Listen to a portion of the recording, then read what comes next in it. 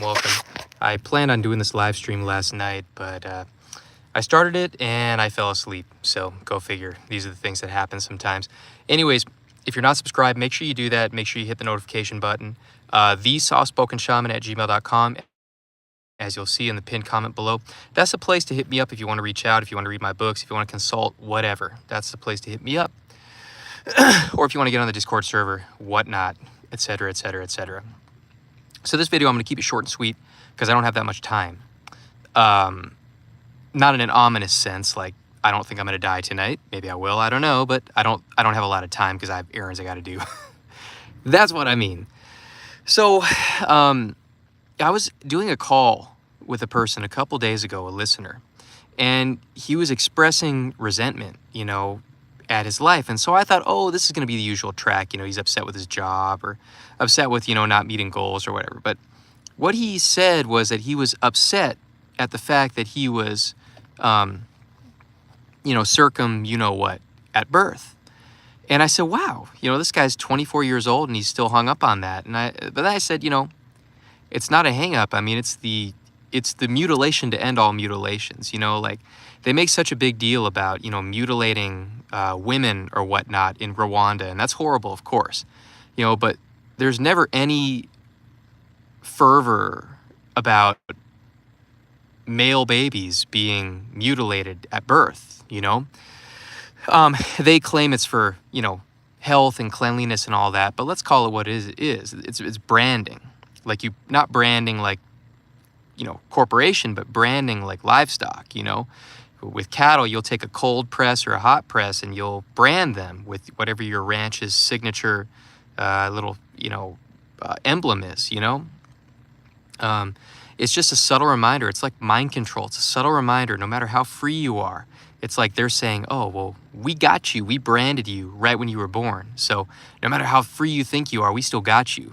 We still took, the nerve centers that are some of the most vivid nerve centers you could ever have, and you'll never get them back. And of course, there's companies out there, starting the whole like revitalization industry. I don't know if these companies are actually operating yet or if it's slated in the future, but they're out there. I actually think not this generation, maybe next generation or sometime in the future, there's going to be an uproar and there's going to be maybe not a revolt, but there's going to be a huge uproar by men going, how long has this been going on for? Since the Bible, at least 2,000 years, if that's true or more. Why is this allowed to go on? It's like as a male, shame throughout your whole life, for being a man is just part of it, you are what you do. You're never good enough. Everybody, we all know what it is. But to mark you right when you're born and to basically say, hey, this instrument you have in your body that's going to give you the greatest pleasure in your life, even without those nerve endings, is still going to give you great pleasure. But now you know that we took pleasure from you. Now imagine that. You're born at a planet Earth, and immediately one of the first things that's done to you, right after you've been swaddled, and maybe you see your mother for a hot second, is they snip the most tender nerve endings that you have. I mean, I'm pretty much an optimist at the end of the day, but it's hard not to fall down the prison planet rabbit hole when you contemplate that really the first thing that people did to you is take a piece of you away. And there have been, you can look this up online, now, most doctors, they know what they're doing, but not all of them do. And there have been botched you-know-whats, where the glands, which is the head, has been deformed. Now imagine, they take away your nerve endings, but now you got a deformed mushroom. What are you going to do with that? It's bad enough, you've got other concerns now because you are not going to have the same pleasure as a person who's uncut, but now you got to worry that, when the woman takes down your tighty-whitey, she's going to be, her jaw's going to drop to the floor at the grotesqueness of your organ, I mean, this happens more than they want you to think. complications. I mean, that incision, I mean, think about it. And they're doing that to a baby. A baby's tiny. And there are people who are so brainwashed, they actually go in as a teenager, as an adult, to go get you-know-whatted.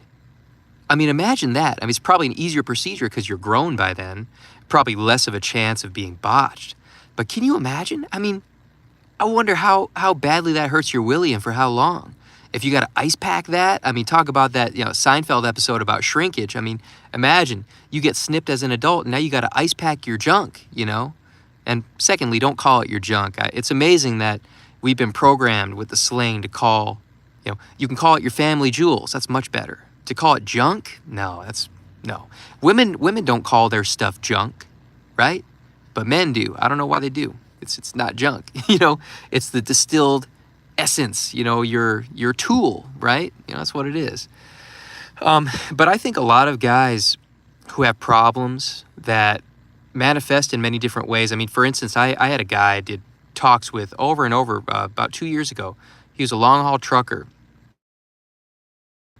Man, and he had like an eating disorder, bulimia. And I was like, wow, I've never heard of anything like this before. I think that a lot of that stems from that initial trauma that basically was subconscious trauma, because when you're born, we can't really say that you have consciousness the way that we view consciousness as an adult. We can't really say you have consciousness when you're born, right when you slide out the birth canal. You've got maybe the slight dawning of awareness, but maybe not even that. I mean, you're just stymied and awestruck by the fluorescent lights, the strident lights of the hospital, if you're unlucky enough to be born in a hospital. Consciousness or awareness, we can't call it that. So that's trauma for that reason, because it's basically subconscious. So anytime I hear, I talk to, a guy who's having problems or whatever, I always think, no diddy, but you always think, I wonder if this person's cut. Not because you swing that way or anything, but just because it makes more sense. Because that's the most deep-rooted trauma you'd have as a male. And I really think that this is going to be a thing in the future, circumcision therapy. Maybe I'll be the one to start it. Circumcision therapy, I think, is really going to be a thing in the future. More guys are going to therapy more than ever nowadays. But I really think, because people are embarrassed to talk about this stuff, particularly if you have a female therapist, I think that more and more guys are going to realize, man, I don't think I'm so responsible for, maybe the thoughts or the negative inclinations I might have. Maybe it's because one of the first things that happened to me when I was a child was my wee-wee got snipped, I mean, and I think that it's a great thing for many men who are of that disposition, who are cut, to have that kind of like deep breath and exhalation where they go, okay, maybe this snip that I had is much more traumatic and much more meaningful than I initially thought it was. Men are so inclined to be stoic, you know what I mean? And for that reason, since men are more inclined to be stoic, they're more likely to brush under the rug serious traumas and stuff like that. So I think circumcision therapy is really going to be a thing in the future. I really think it's going to be, and it sounds so silly, but I think it's going to be. I think more and more guys are going to realize that that's the root of a lot of their problems, And, all you need to do is, you got to be careful. You don't want to watch this stuff online because you might be accused of being a PDF file, so to speak. But all you have to do is listen to audio of these procedures being done to these children. They're screaming, they're crying. Now, of course, yes, a baby has a higher preponderance for crying because they're learning how to breathe. They're used to breathing through the amniotic sac. They're used to breathing like a fish. They're born, now they got to breathe air with the rest of us, God. But babies cry. We all know that. But the type of crying, see, there's the crying that happens when the baby slides out the womb and is new to this realm. And there's the crying that happens when there's the incision taking place. Now, listen carefully, because I've researched this. Babies don't cry like that when you snip the umbilical cord. They don't. They may whimper, but they don't cry like they're screaming bloody murder. They don't. It's only when you're snipping their family jewels where it's just blood curdling. I mean, I don't know anybody who has a heart who can listen to that stuff and not just get really, really sad. It's really bad, it's really bad. I don't know. At any rate, so, I was talking to this guy a couple days ago, and it's the first thing that came into my mind is like, oh, this guy, wow, this guy is very cognizant of the fact that him being snipped is so upsetting to him. So I was like, oh, let's unpack that, and I was like, well, tell me why that's upsetting to you. Like, it's a fact, it's been like that for 20 some years of your life. Why are you so upset about it? I said, has a woman that you've been intimate with, has she ever said anything about it? He said, oh, no, no, no, no, no. As a matter of fact, they usually like that, or they claim to like that. So I said, okay, that's not the problem. He said, part of the problem is he feels that because they snip you, you lose some of your length. And I said, well, yeah, you probably have a point. I mean, that little snip of skin probably, let's say, would maybe give you a 1/4 of an inch tops, maybe. So yeah, buddy, I'm sure you're right. But when it retracts, I mean, it's not like you're losing anything. But I do understand that feeling of loss. I mean, I think, and this sounds so silly, but when a man, obviously, babies don't have consciousness like that, but when a man who's been circumcised as a child starts thinking about it, the emotional trauma reaction he has, I think, is akin to a woman having a miscarriage. And that sounds so silly to put it that way, but I really do think so.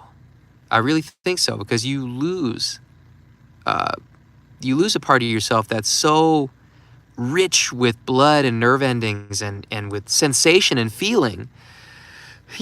What is life but sensation and feeling? And so when that's mitigated, when it's attenuated, of course you feel like you're losing some of your life. So it's hard. How do you give solace to a person like that, who's very cognizant that that's what's upsetting them and what's leading them down a negative path in life as an adult? Now, did I go deeper into, is he, a corn addict? I don't know. I didn't get into that. But there's obviously some other things at play too, I'm sure. But there's plenty of people who are like, oh, just get over it, dude. It happened when you were a baby. Well, yeah, that's probably a healthy response. But at the same time, it's probably healthier to go deeper into why it's upsetting you and just get to the bottom of it, because obviously, it's not just going to regenerate of its own accord. I mean, you'd have to actually go pay to have one of these experimental surgeries done, almost like, I can see it in the future, actually. And this is brilliant. Maybe I'll move to Turkey, man. Like, you get your hair transplant and your foreskin regeneration and as one procedure. Oh, I've never heard that before. That's great. Wow. I'm a genius, I think. Can you imagine? Like, you pay 10 grand, you go to Turkey, they put you up for a couple days, hair transplant one day, the next day, oh my God. Can you imagine? They should do it where it's like tattoos, where when you get your foreskin regenerated, they offer different styles. Like, oh, would you like the beehive style? Would you like the swollen style? Would you like it aerodynamic and slim and thin? Like, can you imagine? You get a foreskin regeneration and it's like getting a tattoo. I mean, I can see something like this, as like getting over the trauma process, I'm regaining my foreskin. I'm going to make it really ornate and an expression of who I am, like, which is cringe, I guess. But I could see this happening in the future. And I'm really surprised nobody's gotten into this yet. I mean, God, shit. Probably should have kept those ideas to myself because they're brilliant, like many of my ideas. Unfortunately, I might have to roll with that. I just don't want to go to Turkey. Man, can you imagine? I mean, I won't even voice that thought. That's not suitable for YouTube. But at any rate, I really think that's going to be a big deal going forward. I really think that guys, especially as the dating market gets worse and worse and worse, as it has over the years, I think more and more guys are going to go inward and they're going to realize, like, oh, I think, I feel broken because I was broken, against my will. I couldn't give consent to be broken. Think about it. I mean, you didn't give consent to be modified. You were modified, without your consent. You were given an aftermarket wee-wee, a secondary market wee-wee, I mean, Think about that. Imagine how a woman would feel. And of course, babies are not born with mammaries, but let's say they were. Imagine they come out and, oh, we're going to get rid of that. You don't need all that fat. And the woman gets to an older age and she goes, excuse me, I really would have liked having Dunkin' Donut cups. You know what I mean? Double, you know what. I really would have liked that, man, And if it was happening to women, I mean, there would be legislation in place yesterday. But since it's dudes, nobody cares. So, I don't know. I don't know what the percentage is. I probably should have looked this up. What the percentages of snipping in the U.S., I would imagine it's pretty high. I mean, considering this country and what it seems to stand for nowadays, I'm sure it's pretty high. Higher than, Eastern Europe or Africa or Australia, I'm sure, I don't know. That's the source of a lot of people's problems, I think. And a lot of people just don't want to admit it because they naturally go, well, I can't take agency for something that happened to me when I was a baby. And you're right, you can't. But you don't have to take responsibility for it. Just, accept that it happened and try to process through that trauma, so it doesn't affect you your whole life. Because some of these things are really sneaky. Your behavior can be expressed negatively in your adult life and in your childhood, teenage years, and it could be a result of something like that. You never know. You absolutely never know. But I think it's a bigger deal than a lot of people make it out to be. And since it's related to the phallus, a lot of people make jokes about it and they think it's funny and, shaming guys and laughing. But I really think it's very serious. And I think that obviously, there's the physical aspect of it. You're taking away some of your nerve endings. But a lot of it, besides that, is just the psychological aspect, the self-esteem aspect, knowing that basically like a part of you was stolen from you right when you were born. And I think for that reason, a lot of guys who break bad, so to speak, later in life or even as a child or teenager, they don't know they're doing it, but they're doing it as a result of that primordial theft against their body. And people either some consciously know it, but others it's subconscious, that feeling like, well, you mutilated me. So what do I owe society? I don't owe society anything. I don't have to abide by the social contract. What the hell do I care? I think a lot of guys who end up, wiling out, crashing out, I think it's for that reason, Yeah, because think about it. A woman in Rwanda who gets a clitorectomy, if she crashes out, she goes and commits a you-know-what side, then people be like, oh, you're stunning and brave, girl. Yeah, they took away your pleasure button. How dare they do that? But for a dude, oh, get over it, get a job, Okay. I mean, considering the glands of the phallus and the love button for the female are literally the exact same thing. They're made of the exact same tissue. So, technically speaking, to circumcise a male would be, I guess, almost like giving like a labioplasty to a woman in a way, maybe. I don't know if the nerve endings are a 1-to-1 ratio in that with that analogy, but there might be something to it. Anyways, gotta go run some errands. TheSoftSpokenShaman@gmail.com is the place to hit me up to read my books. Get on the Discord server, ask me questions, get a consultation, whatnot. That's the place. Have a good one.